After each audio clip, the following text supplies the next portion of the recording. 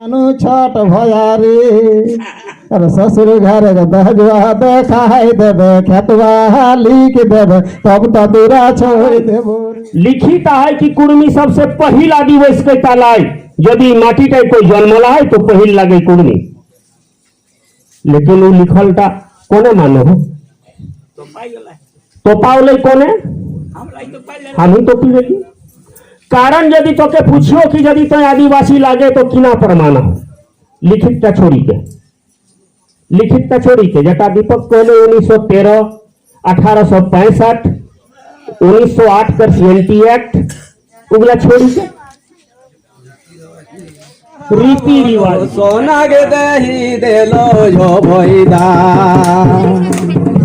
रिमाया है बाप है जन्म देलो ई दुनिया देखावलो सोना के दही देलो यो भैदा छोटो लहलाले पाले बनावला घर के मालिक छोटो लहलाले पाले बनावला घर के मालिक माई बाप तो सोचा भगवान छोटो लहलाले पाले बनावला घर के मालिक छोटो लहलाले पाले बनावला घर के मालिक माई बाप तो सोचा भगवान। अरे पाली पोसी तोला बोड़ो सावन जखन भेली दौड़ो अरे पाली पोसी करला बोड़ो सावन जखन भेली दौड़ो बिसरली यो करियो भैदा अपन माई बाके छाड़ी फूल बाके घोड़े धरी अपन माई बाके छोड़ी फूल बापे घोड़े धरी दिने दिने साजले भैमा अपन माई बाके छाड़ी फूल बापे घोड़े धरी अपन माई बाके छाड़ी फूल बापे घोड़े धरी दिने दिने साजले भैमा।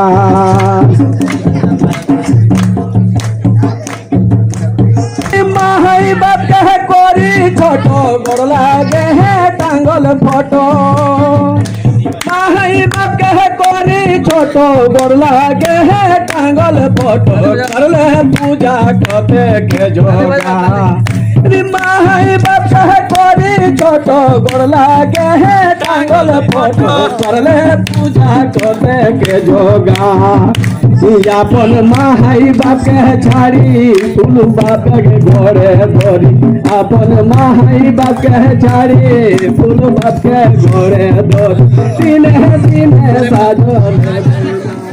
जोहार नमस्कार, मैं कमल और आप देख रहे हैं गांव से शहर तक।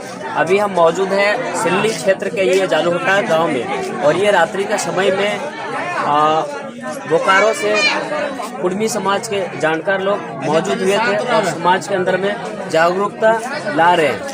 दरअसल अभी कुर्मी और एसटी को लेकर ज़्यादा आंदोलन छिड़ा हुआ है, उसी को लेकर समाज में आ रहे हैं।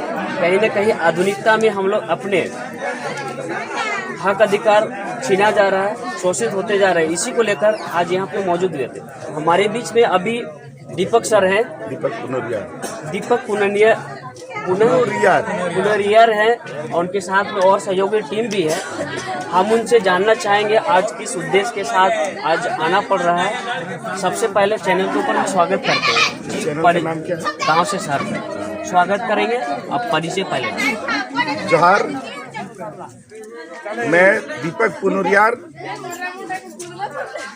कुड़माली भाकीचारी आखड़ा का संरक्षक हूँ और गांव-गांव लोगों के बीच में कुड़मी कुड़माली और उसके नेगाचारी, उसके इतिहास और उसके संस्कृति के बारे में लोगों को बताने के लिए हम लोग इस तरह गांव-गांव में जाते हैं और रात्रि जागरण का प्रोग्राम रखते हैं। सबसे पहले सर आप बताइए कि कुर्मी और कुड़मी में क्या फर्क है? लोग चूंकि इसमें कंफ्यूजन। ये बहुत आसान है सर जी, ये बहुत ही आसान है जी।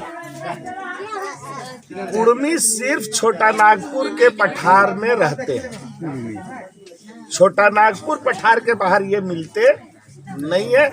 यह एक नस्ल है, यह कोई जाति नहीं। इस बात को समझना होगा कि कुड़मी एक नस्ल है। कोई जाति नहीं।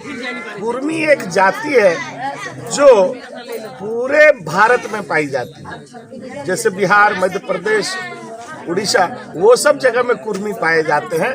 कुर्मी सिर्फ छोटा नागपुर के पठार में रहते हैं। एक सवाल और लेंगे। अभी कुर्मी को क्या जरूरत पड़ा है, क्या आवश्यकता पड़ा है जो कि एसटी में शामिल होना चाहते हैं? देखिए, आवश्यकता पड़ा नहीं है। जब ये देश आजाद हुआ तब यहाँ के संविधान ने ही यहाँ के लोगों को 3 भाग में बांटा। पहले को एसटी कहा, दूसरे को एससी कहा और तीसरे को जनरल रहने दिया। तो आखिर सरकार ने 1947 में जब देश आजाद होता है तो किसी को एसटी मानना और किसी को एससी मानना ऐसा क्यों जरूरी समझा? तो एसटी यानी शेड्यूल्ड ट्राइब यानी ट्राइब, सरकार को यह पता था या स्वतंत्रता पाने वाले को यह पता था कि यह देश मूलतः यहाँ के ट्राइब लोगों का है, अतः उन्हें यह स्टेटस प्रदान किया गया, उन्हें एक सामाजिक परिस्थिति दी गई। और चूंकि उनके पुरखों ने इस देश के जंगलों में रहकर गांवों को बसाया, भाषा को विकसित किया, संस्कृति को विकसित किया, इसलिए उन्हें लगा कि यह उनका देश है और यहाँ उन्हें उचित स्थान देना होगा। और कुर्मी भी उन्हीं ट्राइबों में से एक है और इसके नाम को केवल छोड़ दिया गया था शेड्यूल होने से। ट्राइब के लिस्ट में यह था, केवल शेड्यूल नहीं किया गया था। और ये चूंकि इतने सीधे सरल होते हैं, खेती बाड़ी में इतने डूबे हुए होते हैं, और जहाँ की 1929 तक कोई विद्यालय नहीं था, यानी हमारे लोग पढ़े नहीं थे। अभी मात्र दूसरी पीढ़ी ग्रेजुएशन कर रही है। अभी आप समझ सकते हैं कि आजादी के बाद कुर्मियों की दूसरी पीढ़ी ग्रेजुएशन कर रही है। तो इन्हें तो पता ही नहीं था कि आजादी के बाद कौन सी संवैधानिक नीतियां ली गई, इन्हें तो पता ही नहीं था। बाकी लोगों को मिल गया और इनके साथ छल कपट किया गया, जो बात इन्हें अब पता चला है, इसलिए ये अब लड़ रहे हैं। सवाल लेते हैं, कुर्मी आदिवासी है या तो हिंदू धर्म के लोग? देखिए, आप फिर से पहले पायदान पर चले गए। कुर्मी मूलतः आदिवासी है और जो आदिवासी होता है वह धर्म पूर्वी होता है। कहने का मतलब होता है कि धर्मों के जन्म से पहले के लोग हैं, इसलिए तो इनके पास अपनी भाषा है। इनके पास इसलिए अपनी भाषा है, अपने देवी देवता है और अपना पर्व त्योहार है। तो जिनके पास अपने देवी देवता होते हैं, अपना पर्व त्योहार होता है और संस्कारों को करने के लिए अपने नेक नेगाचार होता है, वे आदिवासी ही होते हैं। वे हिंदू, मुस्लिम, सिख, ईसाई नहीं होते हैं। वे लोग लिखित धर्मों के लोग नहीं हैं। ये लिखित धर्मों से बहुत हजारों साल पहले अपने सभ्यता संस्कृति को स्थापित करके हजारों सालों पहले से जी रहे थे और आज भी जी रहे हैं। जो अभी आदिवासी लिस्ट में है, एसटी सूची में है, वो लोग विरोध कर रहे हैं कि आप लोग आदिवासी नहीं है, वो लोग को क्या बोलेंगे? देखिए, जो लोग विरोध कर रहे हैं वे लोग विद्वान नहीं है, समझदार नहीं है। आप अपने हक का मांग कर सकते हैं, किसी के दूसरे के हक को रोकने का पावर किसी को नहीं है। किसी भी कारण से आप दूसरे को नहीं रोक सकते, क्योंकि यह संवैधानिक मांग है और यह इस देश के कानून से मांगा जा रहा है, इस देश के सरकार से मांगा जा रहा है, ना कि किसी व्यक्ति और जाति से। अगर कोई व्यक्ति और जाति विरोध करता है तो यह उसका संवैधानिक अधिकार नहीं है, लेकिन कुर्मी मांग कर रहा है वह उसका संवैधानिक अधिकार है और वह सरकार से मांग रहा है, किसी व्यक्ति से नहीं मांग रहा है। अभी कुछ दिन पिछले महीना में रेल टेका का कार्यक्रम किया गया था, उससे क्या परिणाम है, क्या लगता है एसटी? देखिए, परिणाम देखिए, सरकार को तब तक पता नहीं चलता है या सरकार भी देखती है। देखिए, किसी को आदिवासी दर्जा देना या किसी को शेड्यूल करना एक बहुत बड़ा प्रशासनिक उत्तरदायित्व है। सरकार इस बात को जानती है और कुर्मी की जनसंख्या बहुत ज्यादा है और इसे जानबूझकर रोका गया है। और सरकार जान रही है कि इन्हें जब सुविधा दी जाएगी तो सरकार के कंधों पर भार पड़ेगा। लेकिन आप कितना दिन तक इसके साथ छल कपट करेंगे? रही रेल टेका की बात, तो रेल टेका एक बड़ा आंदोलन था जिसमें लाखों लोग 5 दिन तक पटरियों पर बैठे रहे। क्यों बैठे?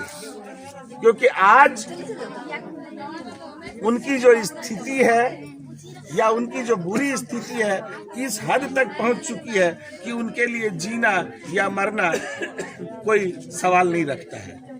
और इसका परिणाम हुआ है, बंगाल की सरकार के जो सीधे प्रिंसिपल सेक्रेटरी हैं उन्होंने हम लोगों के साथ बात किया है, आश्वासन दिया है।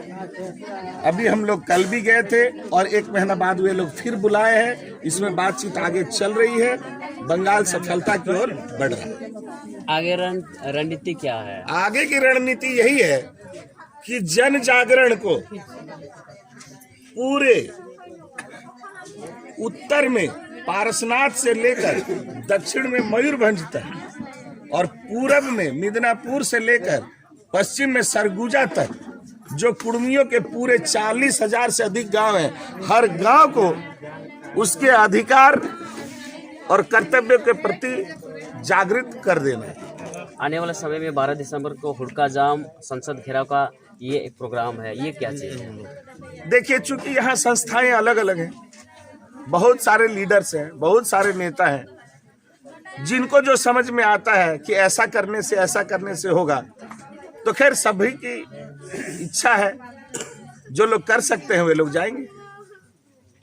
आपके चैनल के माध्यम से आप कुर्मी बंधुओं को क्या संदेश देना चाहेंगे?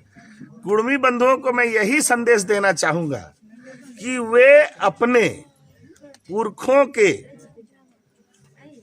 स्थापित प्राकृतिक शक्तियां जिन्हें उन्होंने देवैता कहा था, वो जो 13 शक्तियां हैं जो गांवों के थानों में स्थापित है, उन्हीं की पूजा करें और उनका अपना जो 12 मास से 13 पर्व है उन्हीं पर्वों को मनाएं। बाकी किसी बाहरी संस्कृति में उन्हें जाने की जरूरत नहीं है और अपनी मातृभाषा कुड़माली को आगे बढ़ाएं। चलिए, बहुत बहुत धन्यवाद समय देने के लिए। Thank you. एक फोटो ले लो।